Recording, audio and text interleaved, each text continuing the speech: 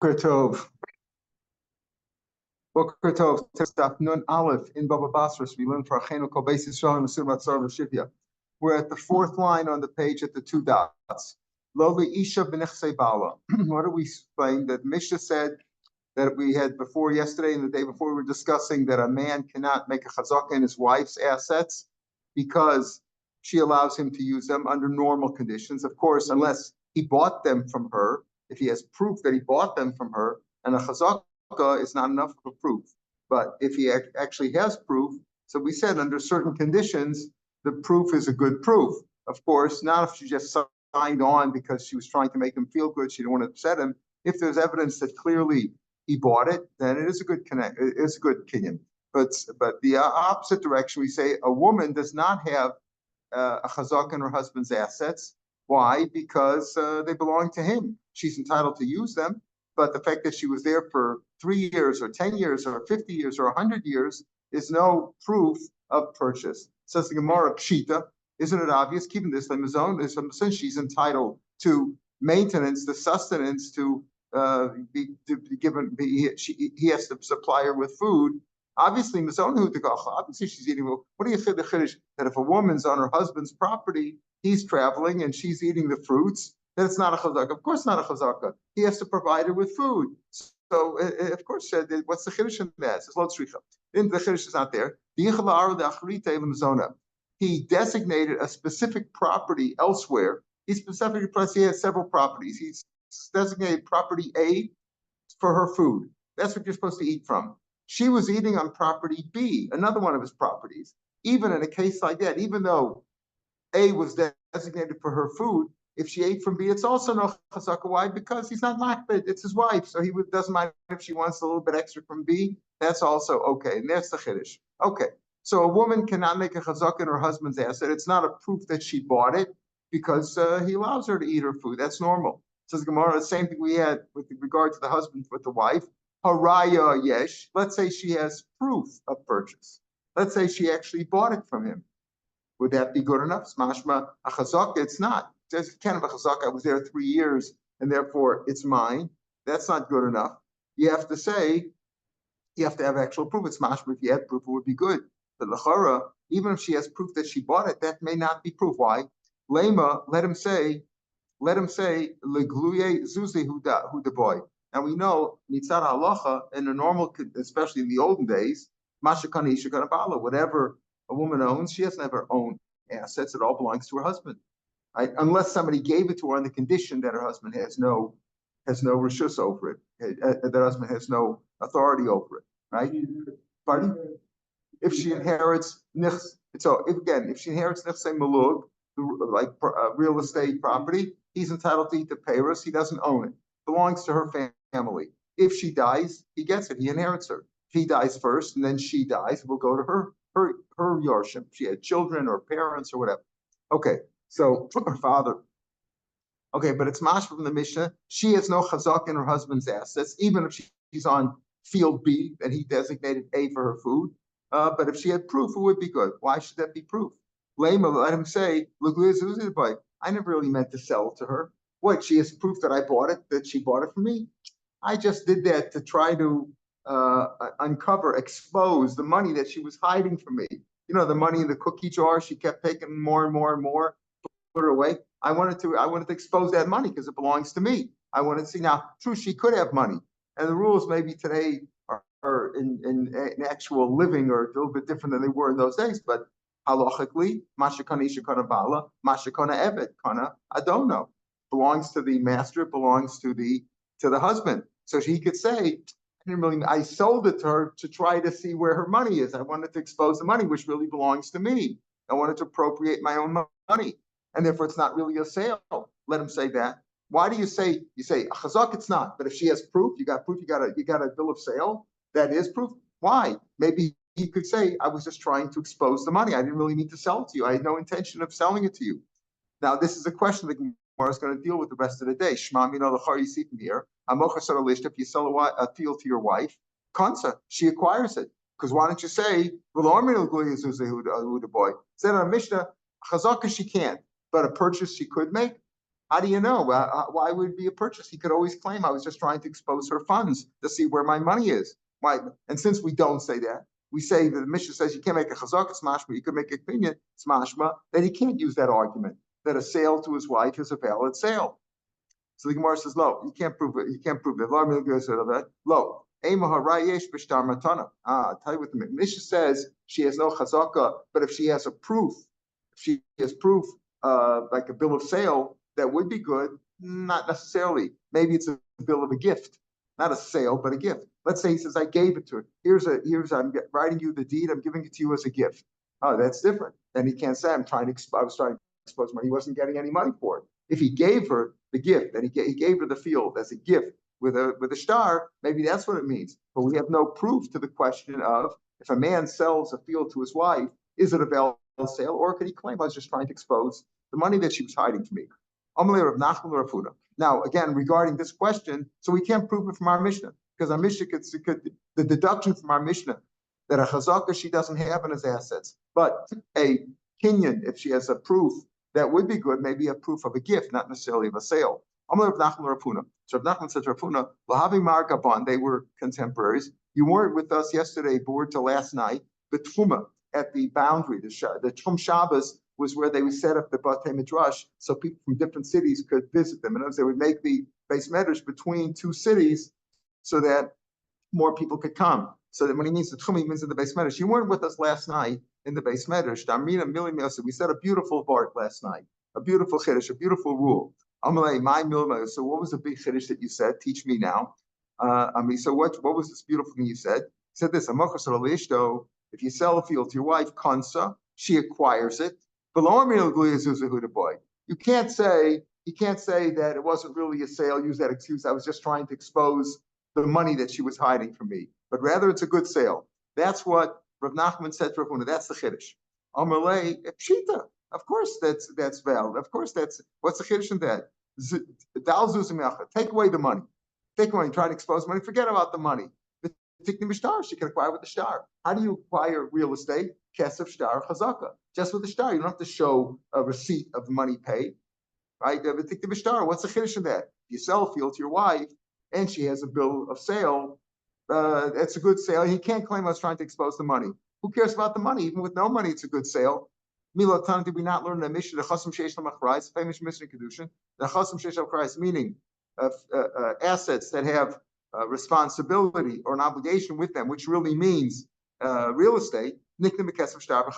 So even if she has a star, that's proof. If she has proof that she made an acquisition, a chazaka, showed ownership, that's a kinyan or kesef.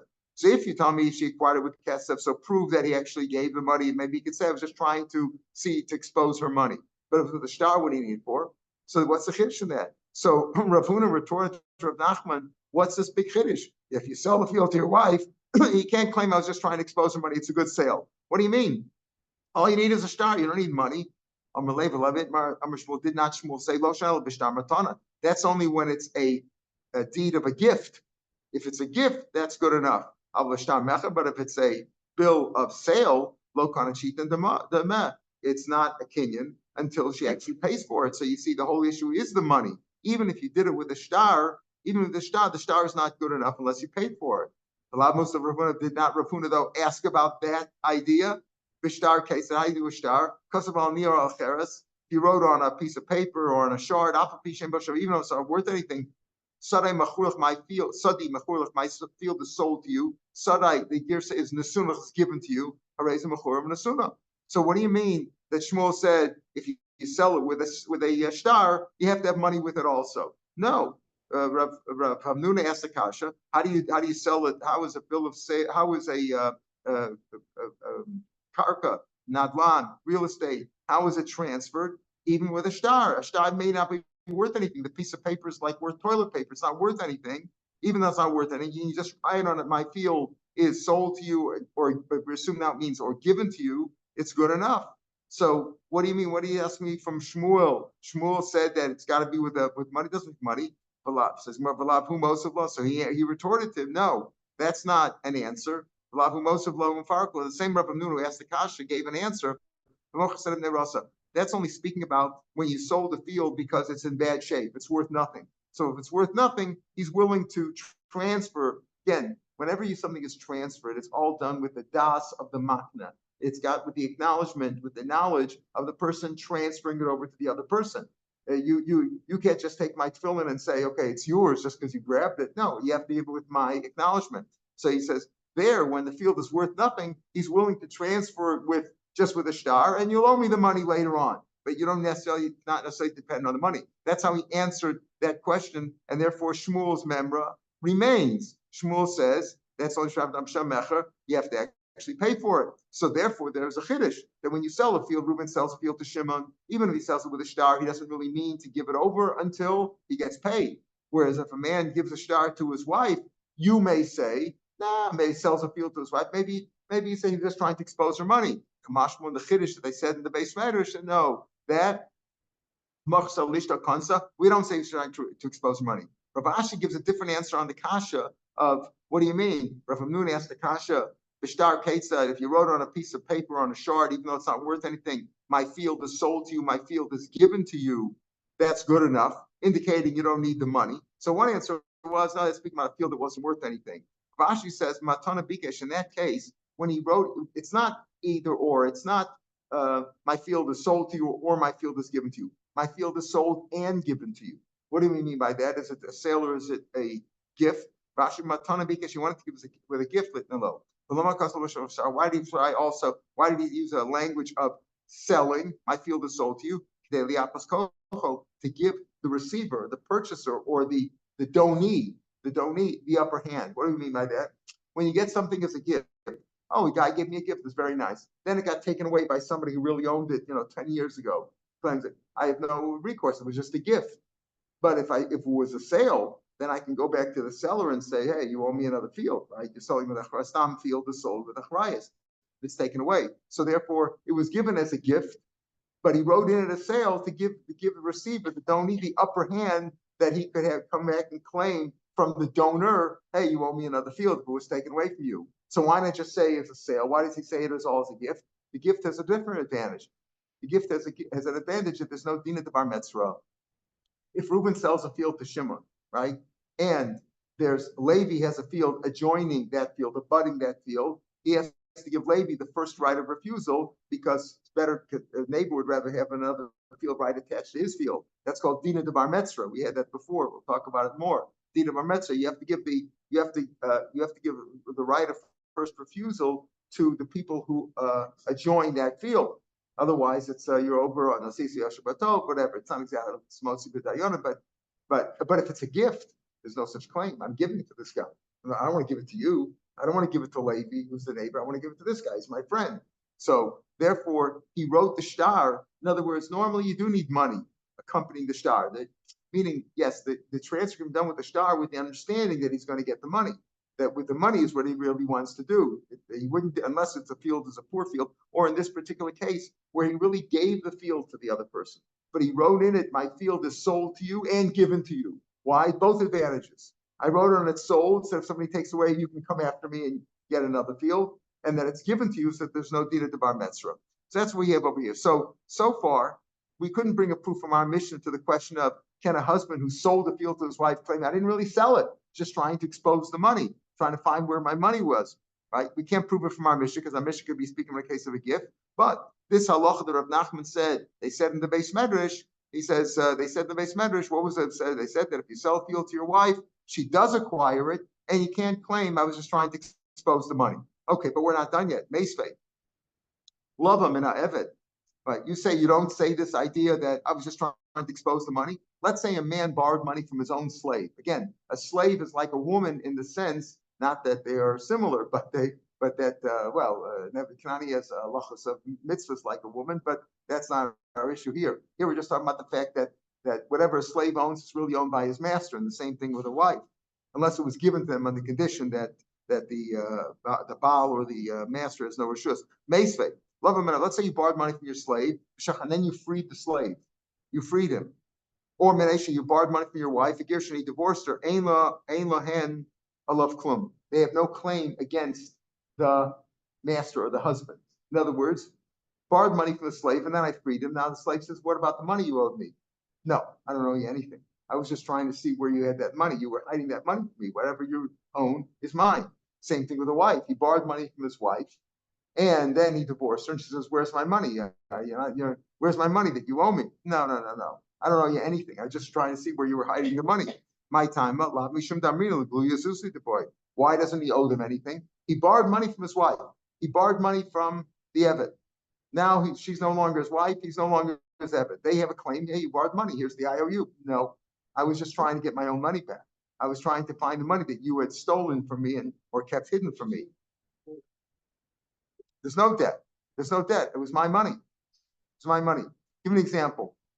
You see a guy go over and steal 20 shekels from your talus bag. You had some money in there. Doesn't have to. He sees 20 shekels. You saw him do it. You stole it, right? Now you go over to him and say, "Can I borrow 20 shekels? You have 20 shekels." He says, "Sure, I'll give you 20 shekels." Do you owe him the 20 shekels that you just borrowed? No, you just said, "I'm just trying to get my money back. I just used the ruse because you stole." That's what he's saying over here too. But you see over here that you can use this concept of, I was just trying to get my money back. So why don't you say the same thing by the sale? When I sold the field to my wife, I didn't really mean to sell to her. I just wanted to get my money back. Well, she was hiding my money. My time, that's different. Shiny Hassam Passing Mishlei says that a person who borrows money is like a slave to the owner, to the bank or to the person who lent him money, whatever you want, because he did him a favor. So a person doesn't want to be in that situation. So there, why would a husband borrow money from his wife or from his slave? Because he's trying to get his money back. There you could say he doesn't really want to borrow money from them. He doesn't want to be subservient to his slave or to his wife. So there you say that Eved Lo B'Lishma. But in the case of a sale, maybe not. Maybe you wouldn't say that there. Shalach Rav Huna bar Avin. Rav Huna bar Avin sent a message to the base medrash. This halacha if you sell a field to your wife, kansa ubal ochel peiros. You know what? She acquires it. Like we said, like Rav Nachman had said. Said this halacha, she acquires the field. It's a good sale. You can't argue. I was trying to expose the money. Now, if she has a field that she got that wasn't in the ksuba, like Nechse Malug, it's like Nechse Malug. She got it after she was married. He sold the field, right? He's entitled to eat the peiros. But in truth, however, Rav Abba, Rav Avu, all the other rabbis of that generation said, Amru, the matana bikesh litnola. No, he wanted to give it to her as a gift. But why did he write it as a sale? Like we said before, that in certain cases he wrote it as a sale to give her the added advantage that she can come after him if the field was taken away from her. He wanted to give it extra strength to it. So according to Rav Abu and Rav Abba and the other rabbis, if he sold their field, he's not even entitled to the peiros. Not only does she get it, but he can't even eat the nechse malug, the peiros, like she would normally eat her nechse malug. Not entitled because he gave it to her as a gift, gave it to her generously, and he's not even entitled to the peiros. The reason he wrote it as a sale to give her that extra strength, but he gave it to her. Right? He wrote it, so to speak, as a gift and as a sale.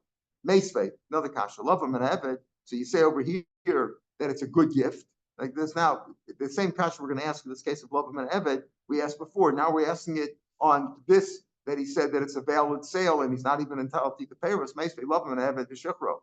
Borrowed money from your slave and you freed him. You borrowed money from your wife and you divorced her. They have no claim against you for the loan.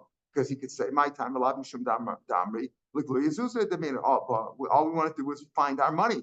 I didn't really mean to borrow the money. I meant to get it back from you. That's all, right? So why do you say that? But you don't say that in the case of selling a field to your wife, that either you can eat the nechse malug, but it's a good sale, or Rav Abba and Rav Huna said it's totally a good sale. It's like you meant to give it as a gift. Can't even eat the peiros.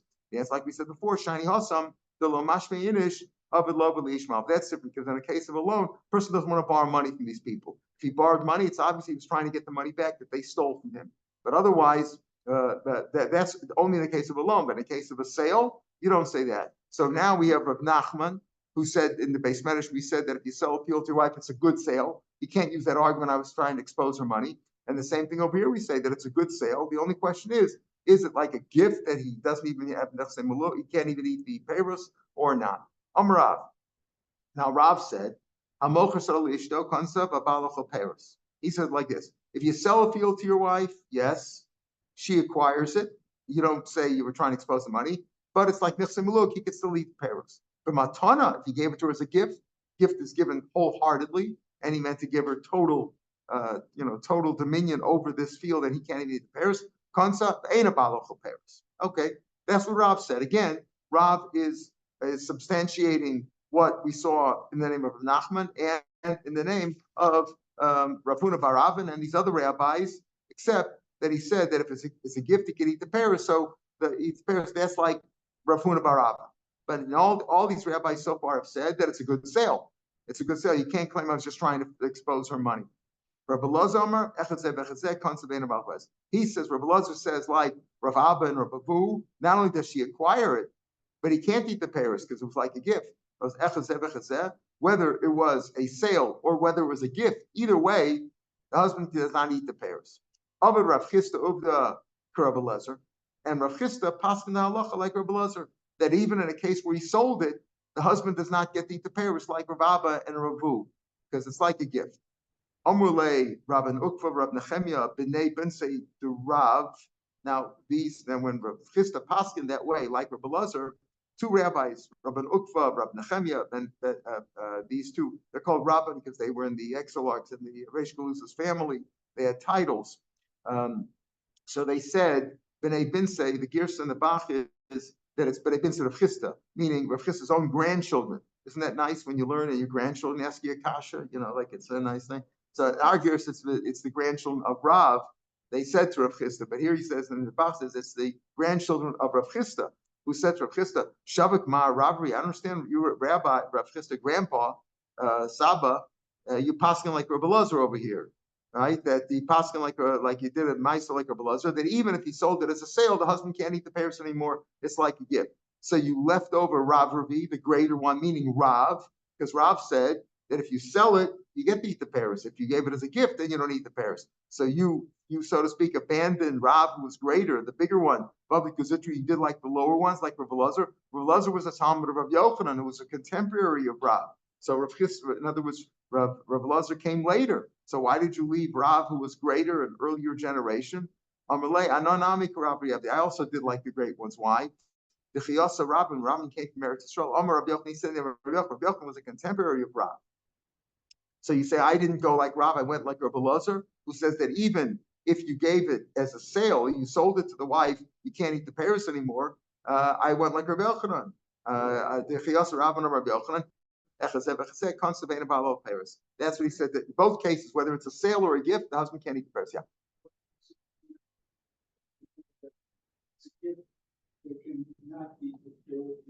Because of a gift, he gave it wholeheartedly. He meant to give the whole thing as a gift. He wanted to give her as a gift. The man gives a gift wholeheartedly. Whereas a sale, he did it, not as wholeheartedly. He wants to get paid for it. So then it's like Nichse Muluk, and he can eat the Paris. However, Rabbi Yochanan and Rabbi Lazar said that either way, he gives it wholeheartedly. In other words, why did he have to give his wife a gift? Just eat the Paris. You want to have the field, eat the field. He gave it to her, or sold it to her wholeheartedly. So that's Rabbi Yochanan's opinion. And Rav Chisda went like Rabbi Lazar, went like Rabbi Yochanan, that it's wholeheartedly. Rav says there's a difference if you sold it or if you gave it as a gift. However, what about the idea that we had in the mouth that he just meant to expose her money? We said that by a loan, borrowed money from the wife or from the Ebed, he really was just trying to expose it. He didn't really mean that he wasn't going to take his money back, and he wasn't going to pay it back. Rather he just wanted to see where his money was. But we have all these rabbis who said if you sold it to your wife, that's a sale. We don't use this argument of I was just trying to expose her money. I didn't really mean to sell it to her. However, Amar Rava came later. He was opposed. Amar Rava Hilchasad. The law is Amocher Sarah Ishto Lo Kansa. If you sell a field to your wife, she doesn't acquire it. Why? Why doesn't she acquire it? Because you could say you're just trying to expose the money. Baal Ochel Paris. Wait a minute. Then he says the husband needs the Paris. Now, the Gemara says right away, okay, so we'll see. This seems to be a kasha. If I sell a field, wife, she doesn't acquire it. Then he says, mom side, she does acquire it, but the husband gets to eat the payros. So the Gemara is going to ask on that right away. But before we get to that kasha, let's finish up what Rava said. If you give it to her as a gift, then kansa she acquires it. In other words, as far as matana goes, we all agree. Everybody agrees. If you give it to her as a gift, It's a valid gift. He's not trying to expose her money because there's no money involved. He gave it to her as a gift, and he gave it to her wholeheartedly. It's hard to you, the kasha is, but how can you say both things in the ratio? You said if you sell a field to your wife, she doesn't acquire it, but you get to eat the pears. What do you mean you get to eat the pears? You own the whole thing. What's going on? It says lo kasha.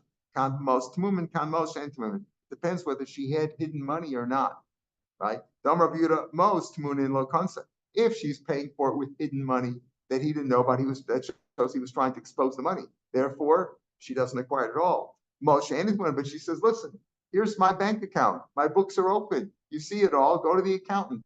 I have all this money. I was given to it maybe on the condition that you have no reshus, or I got it legitimately, or whatever it was. The money's not hidden. I've saved up. Then she acquires it. It's very simple. If you say, when do you say that it's a good sale? If she paid for it legitimately, on the books, and he knew about the money and all that, then it was a valid sale. Why not?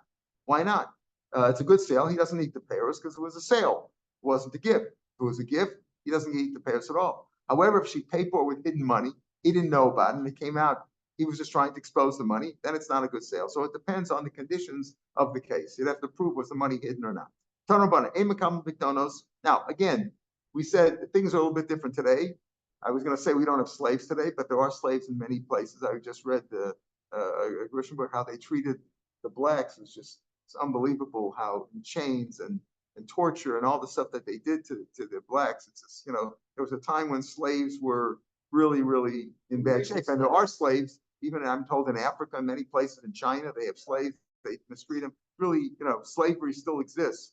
But the rules of halakha of slavery is that, especially even among the Jews in the olden days, was that women women were not involved in commerce. They were always at home in the kitchen, and they were not involved in. So it was not. And what mashakani shakana ba'al, the same thing for an ebed. So pardon, yeah. So, pardon. Women were involved in business except in Mishlei. Except Mishlei. Yeah, right. Okay. But in real commerce and transactions and stuff like that. So they didn't have money normally on their own. So the Gemara says if any of these people who supposedly don't have their own money, they come to you and deposit money with you, be careful. We don't know. It could be that's legitimate. They were given money on the condition that their husband or their master, has no rishus over. It's possible. But you shouldn't accept money from them. Shouldn't accept deposit. Not from women, not from slaves, not from children. Maybe they stole it. But let's say you did accept it. Let's say you did accept money. For whatever reason, you accepted money from wife. She begged you to hold it. You also should give it back to her. Why should she give it to the husband? You don't know for sure that she stole it from her husband. Maybe she had it legitimately, so she gave it. You shouldn't accept it. But if she gave it, give it back to her. It may say if she died while she was still married, then it goes to her husband. If she died after she was divorced from her husband, if she died after she was divorced from her, or she was no longer married, then it goes to her Yorsha. So if she's still married to him at the time of her death. Kibul mena evet. Let's say you accept the money from a slave. Again, Yachshel, maybe he has some money. No, Stam evet is a gazan, right? So you have it. But if he gave it to you, so give it back to him. You're not sure that he took it. If he died, even if he died after he was freed, Rashbam explains, even if he died after he was freed, you give it back to his master because Menastam, he stole it from his master. But if he gave it to you, you can give it right back to him if he's still alive. Kibbul Menakot at the top of the days. Let's say you took money, you accepted money from a child. Yasal Skula, what are you going to do with that money? You don't want to give money back to a child. Why? Because he's not responsible, a young child.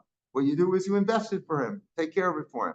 It makes if the child died, Yasal Yosh, give it back to his heirs, presumably his father and his father's family. And all these people that you had accepted their deposit, even though you shouldn't have. But if you accepted their deposit and then on their deathbed they said shall ploniain, it belongs to a certain person. Yasa kipirushin, you should do what you accept it. In other words, you don't assume that they stole it from the household that they live. Let's say they didn't assume they sell it from the household. They said that they took it from this and this. It belongs to this and this person. Maybe he gave it to me or whatever to hold for him.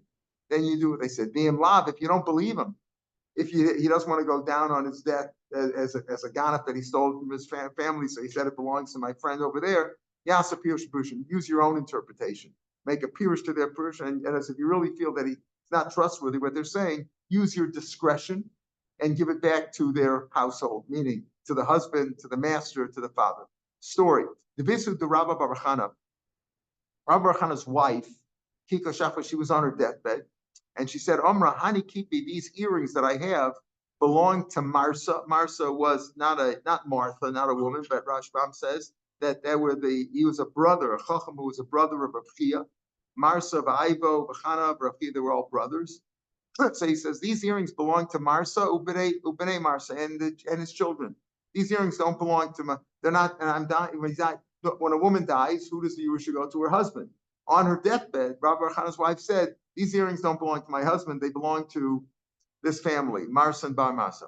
Also came Rav, they came before Rabbi Chana came before Rav, and he said, Amalei, what should I do? He says, Imehem, if you believe her, if you believe her that they belong to that family, give it to them. Don't keep it yourself. They don't belong to her, and therefore they don't belong to you when she dies. Below, and if you don't believe her, she's just trying to say, I didn't steal the money to buy these earrings from my husband, just for like, so to speak, for a peaceful separation from her husband. Below, I'll say Perish Lapush. If you don't believe her, then use your own interpretation, your own discretion, and keep them. Some say, this is what he said. If you think that Marsa and Bar Marsa are wealthy enough people that they could have owned these earrings, then give them back to Marsa. Elo, if you don't think they're wealthy, she's just making up the story. Also, then use your own discretion, make it up. Rashbam in the first of the wide lines is Ase Pirush Perusha. You can keep them because you don't really believe it. You don't believe that she didn't steal them from you. If you believe that she didn't steal them from you and she got them from Marsa, then fine, give them back to her. If you don't believe her, that you don't believe and you think she stole them from you, you can keep them. The other interpretation, Ikanamri, is even Chaosim she Amers, the Marsa, that she says they belong to them. If you think that they are wealthy enough, and it's Roy that they would have had these earrings and given them to her to hold on.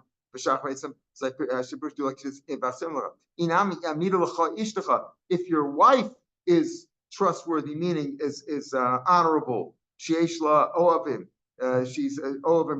mama. In other words, if your wife is like considered respectful enough, she's like a wealthy woman, and people would have given her stuff like this to hold on to. I'm not sure you have no issues.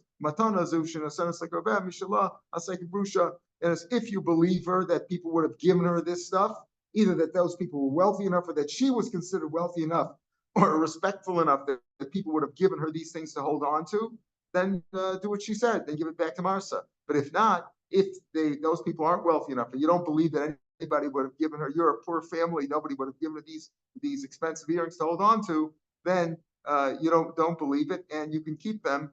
Say Pirush the Purusha, use your own discretion, and they don't go back to Marsa, but rather they go into the estate and you inherit her. Okay. Yeah, presume that's the halacha. We told the story. Establishing one rule, yeah, which really doesn't make any sense, whether it's one or the other, whether it's the applicant both up or in one to bunch of money. You're talking about the sale. Or are you talking about? Right. Yeah. It's either this or this. Well, we came out with not that simple. No, in Rabba's halacha. Right, in Rabba's halacha, we say figure out what happened. If she had hidden money, fine.